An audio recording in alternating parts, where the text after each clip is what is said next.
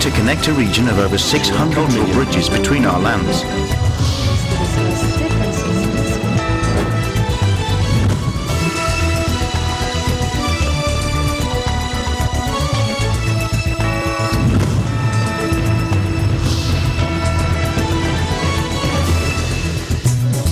Welcome to ASEAN in Focus. I'm Maricar Velasco, delivering to you the latest news in and around the ASEAN region.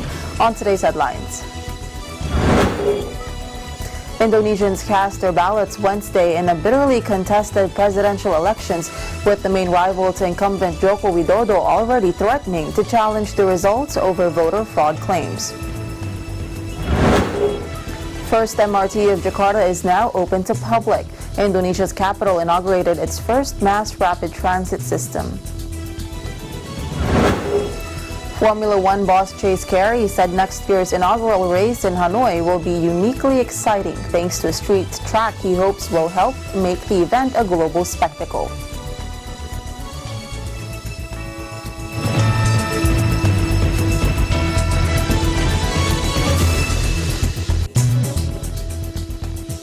Dipping their fingers in halal ink to prevent double voting, Indonesians cast their ballots Wednesday in a bitterly contested presidential election, with the main rival to incumbent Joko Widodo already threatening to challenge the results over voter fraud claims. The Muslim-majority nation's biggest ever polls, with more than 190 million voters and 245,000 candidates vying for the presidency, parliament, and local positions, is largely a referendum on Widodo's infrastructure-driven bid to rev up Southeast Asia's largest economy.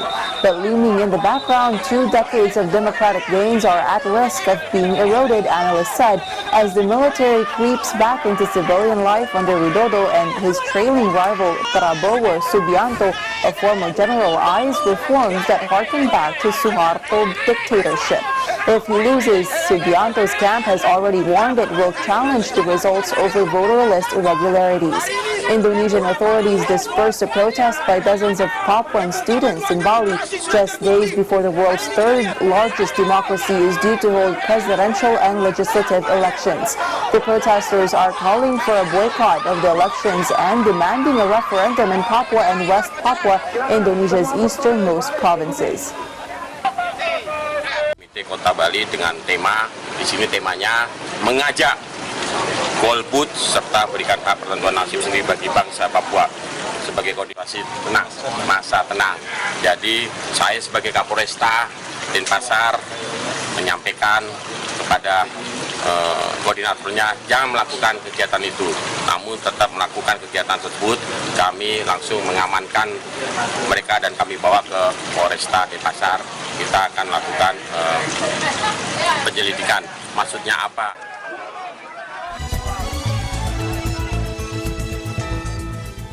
Indonesian President Joko Widodo visits Saudi Arabia just days before his country's presidential vote. The incumbent met with Saudi King Salman bin Abdulaziz Al Saud and performed a minor pilgrimage in Mecca. Indonesia, the world's largest Muslim democracy, is set to hold its biggest ever election on Wednesday. Images of Widodo Salman meeting and Widodo in Mecca here.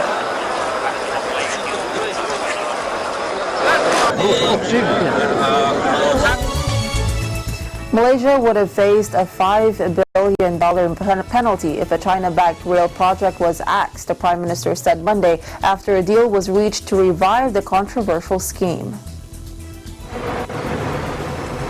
Last week, Malaysia and China agreed to push ahead with the railway at a 30% lower cost, lifting suspension slapped on the project when a corruption-plagued regime lost power in Malaysia last year. It was among several Beijing finance infrastructure initiatives put on hold after the change of government, as new leaders sought to reduce a mammoth national debt and amid concerns of corrupt dealings under the administration of ex-leader Najib Razak.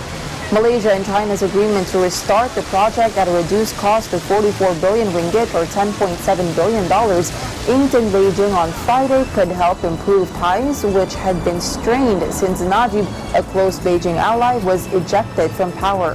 The 640-kilometer or 400-mile East Coast Rail link will run from northern Malaysia near Thai Porter to a port outside Kuala Lumpur and is seen as a key project in China's Belt and Road Infrastructure Drive. Announcing further details Monday, Prime Minister Mahathir Mohamad said that the government was faced with the choice of either to renegotiate or pay termination cost of about 21.78 billion ringgit or $5.3 billion with nothing to show for it. He also announced that the main Chinese company in the scheme, China Communications Construction Company, would form a joint venture with a Malaysian firm to help operate and maintain the line, which would ease the burden on Malaysia. The Chinese firm had agreed to refund 1 billion ringgit from a 3.1 billion ringgit advance payment previously paid by Malaysia's towards the project. The route of the line has been altered so it would pass through 5 states instead of 4 to allow more parts of the country to benefit from the railway, Mahathir said. The completion date had been pushed back to 2026 from 2024 under the original agreement. Malaysia will still need to take a loan from a Chinese state-owned bank to fund the line, but it will be less than under the original deal.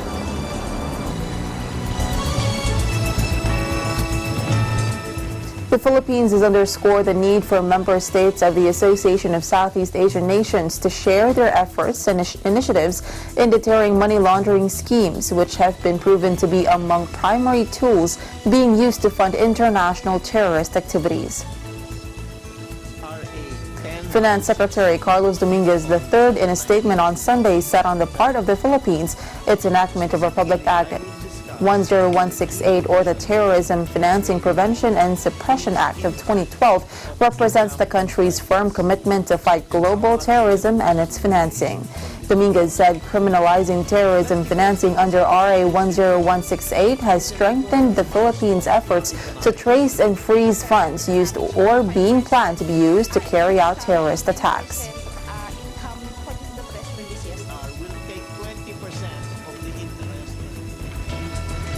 Dominguez said during the recently concluded 23rd ASEAN Finance Ministers meeting in Chiang Rai, Thailand, the Philippines is currently extending efforts to stifle the occurrence of illicit trade activity. Regardless, illicit trade activity continues to pose a high risk to the country. Moreover, money laundering contributes to terrorism financing, the threat of which has been categorized as high risk. The ASEAN member states can thus share their efforts and initiatives in deterring this problem. Among the ASEAN members, the Philippines is considered as one of the countries with the lowest money laundering risk, although illicit revenue flows remain a problem. In the Philippines setting, Dominguez said, close cooperation with relevant intelligence and law enforcement agencies is essential in order to trace, seize, and forfeit funds used or about to be used for terrorism financing and hurdle impediments such as bank secrecy laws to ensure the successful prosecution of this crime.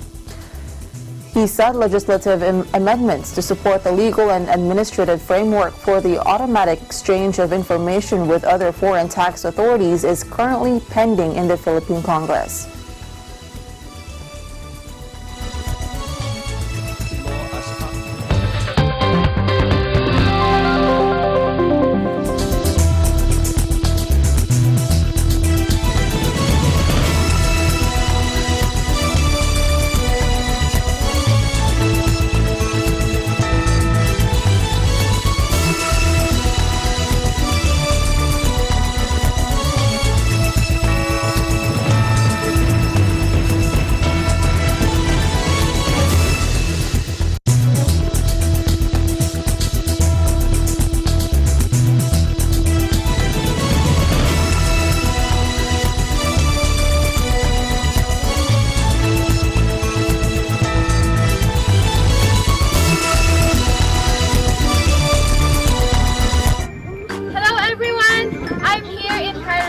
at the famous pyramids of Giza. Stay tuned to watch Digital Nest every Tuesday and Thursday at 7:30 p.m. Reporting from EBC Egypt Bureau, I'm Zara Angeles Valdez, and I am 1 with 25.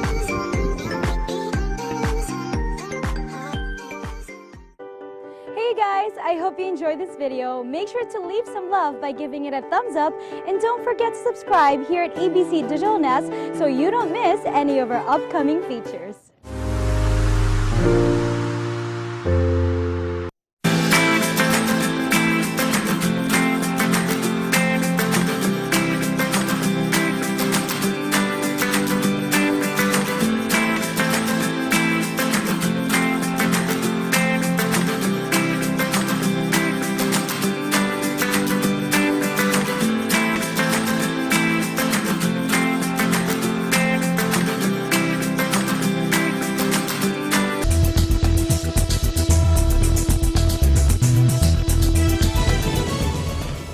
Welcome back. After long delays in its passage, President Rodrigo R. Duterte has finally signed the 2019 national budget, Malacanang said on Monday. Executive Secretary Salvador Medialdea confirmed to reporters through a text message that the budget has indeed been signed by the chief executive. Presidential spokesperson Salvador Panelo also confirmed this, describing the newly signed General Appropriations Act as a reflection of the Duterte administration's priorities. He added the palace wishes to announce that President Rodrigo Roa Duterte has already signed Republic Act number 11260, otherwise known as the General Appropriations Act for fiscal year 2019, in a statement set late Monday night. The 2019 GAA is the reflection of the administration's vision of genuine change for the Philippines, where effective and efficient delivery of programs, projects, and public services for Filipinos people will be its hallmark.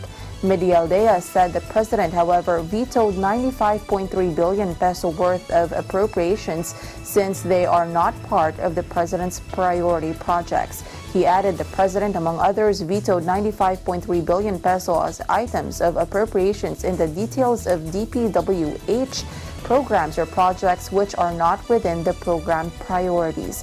Panelo echoed this, saying that they were vetoed for falling outside the government's programmed priorities. True to his commitment and constitutional duty to be fealty to the constitutional directives, the president vetoed items of appropriations that are either considered by law and jurisprudence as rider provisions not being related to a particular appropriation, or they seek to amend the Constitution and certain statutes, Panelo said.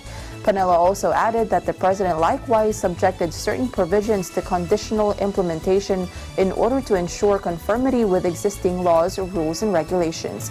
Among the provisions he subjected to conditional implementations are the allowance and benefits of teachers and the creation of teaching positions, construction of evacuation centers, funding for foreign-assisted projects, revolving fund, and lump sum appropriations for capital outlays, as well as financial assistance to local government units and funding requirements for foreign service, among others.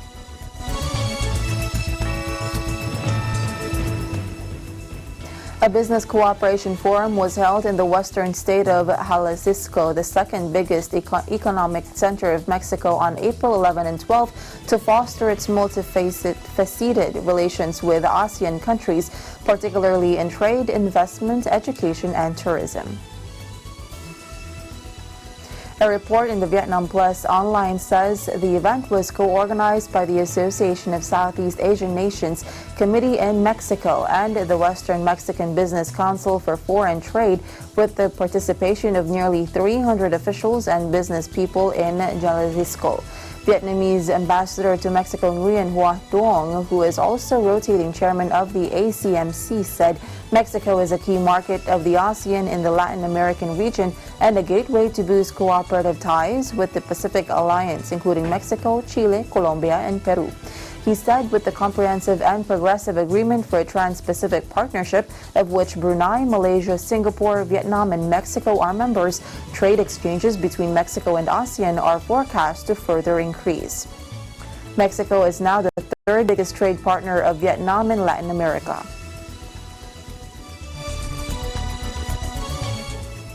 The Pulitzer Administrator announced that Reuters won 2 Pulitzer Prizes on Monday, April 15, one for an investigative report that revealed the massacre of 10 Muslim Rohingya men by Buddhist villagers and Myanmar security forces, and one for photographs of migrants on the U.S. border. Two young Reuters reporters, Walon and Gyao So-u, both Myanmar citizens, found a mass grave filled with bones sticking out of the ground. They went on to gather testimony from perpetrators, witnesses, and families of victims. Before Walon and Gyao So-u could complete their story, they were arrested in December 2017. International observers have criticized this as an effort by authorities to block the report. The Pulitzers, the most prestigious prizes in American journalism, have been awarded since 1917. Reuters and the Associated Press were both awarded prizes for international reporting.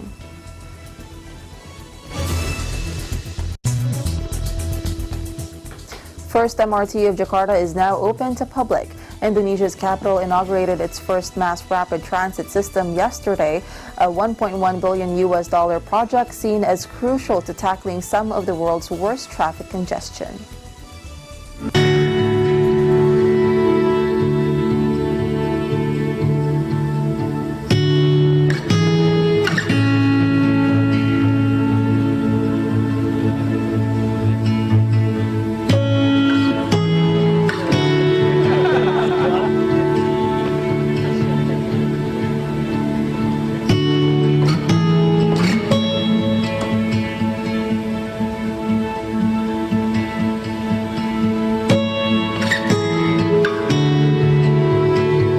Inaugurated 3 weeks ago, and we're grateful that this afternoon we are taking MRT together with all ambassadors. This is first time ever. So with that, we can provide no more excuse not to stay in Jakarta. Jakarta is the home not only as a capital of Indonesia, but Jakarta also capital of ASEAN, and we are very proud capital of ASEAN.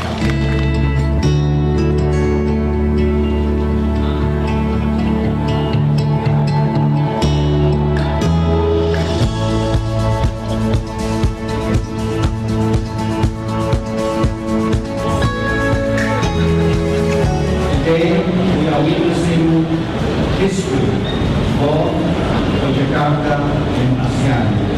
As the country's first MRT line, the Jakarta MRT brings Indonesia to the era of efficient mass rapid transit that is both environmental and people friendly. Better public transport infrastructure, but also position Jakarta as a more effective destination for future meetings, and I will assure the government that ASEAN Secretariat will bring more meetings to Jakarta that will enhance Jakarta as a destination.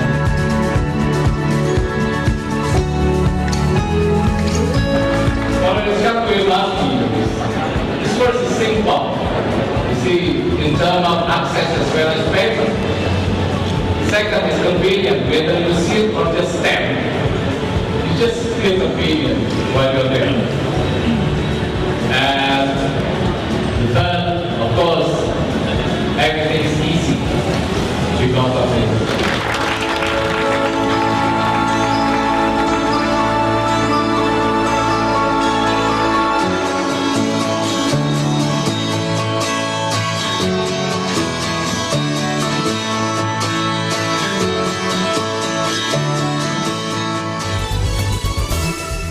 Ambassador of the Oriental Republic of Uruguay to ASEAN, Gerardo Prato Rodriguez, presented his letter of credence to the Secretary General of ASEAN, Dato Lim Jokoy, on the 15th of April 2019 at the ASEAN Secretariat. Take a look.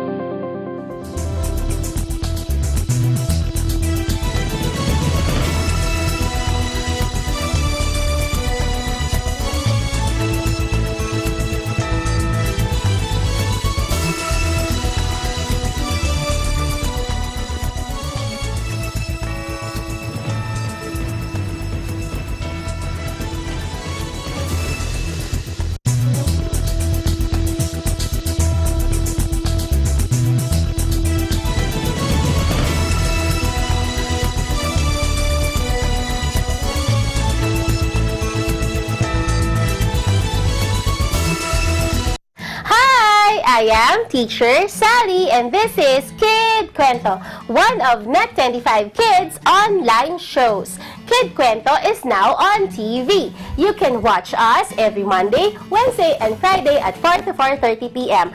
Also watch Anong Sa Inyo with Ate DJ every Tuesdays and Thursdays at 4 to 4:30 p.m. Sa Kid Kwento, ang aming motto ay, let's all read to succeed! Hooray! Kita-kita tayo ha! Bye-bye! Landmarks, Linggo, alas 6 hanggang alas 7 ng gabi.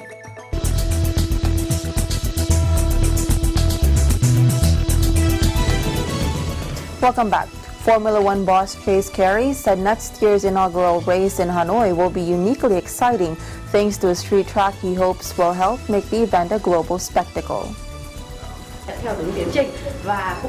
Carey was speaking Monday after inspecting initial work on the 5.6-kilometer, 3.5-mile track that will combine existing roads with newly built routes in the Vietnamese capital, which is hosting its first F1 race from April 2020. He said they think the track can really be a special race that provides some uniquely exciting racing and competition. It's the combination of a city race, where in the street center or the city center a street race, which always has some special elements to it, and a track that he thinks they've really had the opportunity to work on from day one. The course has been designed in a way that they think can deliver some special racing for fans. The track is around Hanoi's Mai Dinh Stadium, about 13 kilometers from the city center, after it was deemed too expensive to hold the race in the city-famed Old Quarter. Carey compared plans for the Hanoi track to Britain's Silverstone and Spa-Francorchamps in Belgium, which he called historic sites. Carey said he was happy with Hanoi's pre-race progress so far, but warned organizers to keep at it. So I think it's a combination of a city race, we're in a city center, a street race, which always has some special elements to it, and a track that I think we've had the opportunity to really work from day one to design in a way that we think can deliver some very tough racing events. Nation and create the top things, and where they were, and the planning to what they need to get done. There's a lot to get done, so I think the right thing is always to continue to worry and not take things for granted. But Formula One announced last year it would host its first ever race in Vietnam as it seeks to gain a foothold in Asia, where the franchise has a patchy track record. The Marina Bay Sand Streets track night race in Singapore remains F1's crown jewel in Asia, with the city-state's Grand Prix drawing 263,000 fans last year. However, Malaysia, South Korea, and India have all pulled the plug on hosting races in recent years after hemorrhaging money. Vietnam, where racing is a marginal sport, is hoping to avoid those pitfalls. We value long-term partnerships. We expect most races to get renewed, though we think it's positive to have opportunities to have a new, fresh race that provides something new. And Vietnam is a case in point where we think we have a race that will provide a new level of excitement. It's a new race in a new location. So I think.